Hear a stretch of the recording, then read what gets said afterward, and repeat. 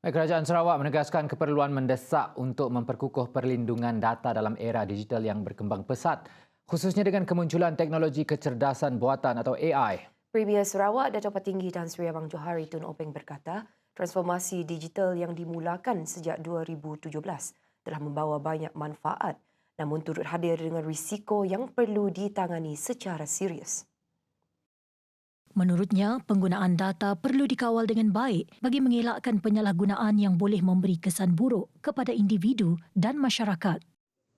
That is why Sarawak took the steps to enhance all the parameters of our digital economy, from retrieving data, protecting data, and use of data.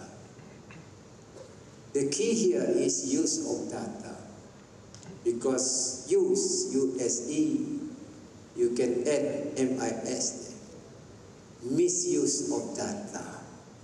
And that is where you got problem when we abuse the technology and we misuse technology for certain objective. Some are for good, some are for bad. And that is where you have to find a crossroad between the two. And a solution in order to get the good side rather than the bad side.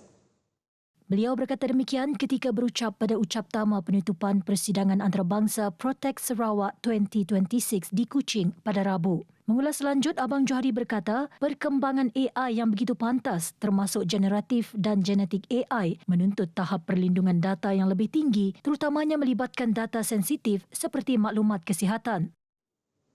Healthcare is, I put it as sovereign, is something very personal to you.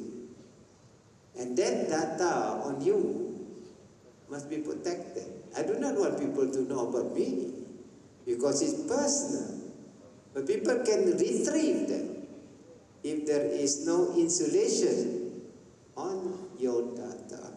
Sehubungan itu, beliau turut menyeru agar lebih banyak penyelidikan dan inovasi dilaksanakan bagi memastikan teknologi yang dibangunkan mampu melindungi data secara efektif sekaligus menyokong pembangunan ekonomi digital Sarawak yang mampan. Sementara itu, sebagai sebahagian daripada usaha memperkukuh kerjasama dalam bidang teknologi dan perlindungan data, Abang Johari juga menyaksikan pertukaran memorandum persefahaman MOU antara Sarawak Information Systems, Sains dan MOVNet Malaysia. MOU tersebut bertujuan untuk membangunkan dan melaksanakan platform Single Trade Window di Sarawak yang akan meningkatkan kecekapan, ketelusan dan koordinasi dalam proses perdagangan. Selain itu, Purple Door M. Sendirian Berhad turut menjalin kerjasama dengan College University ICATS dalam usaha memajukan kepercayaan digital, mengukuhkan tadbir urus data serta menyokong pembangunan bakat di Sarawak sambil meningkatkan kerjasama industri dan akademia.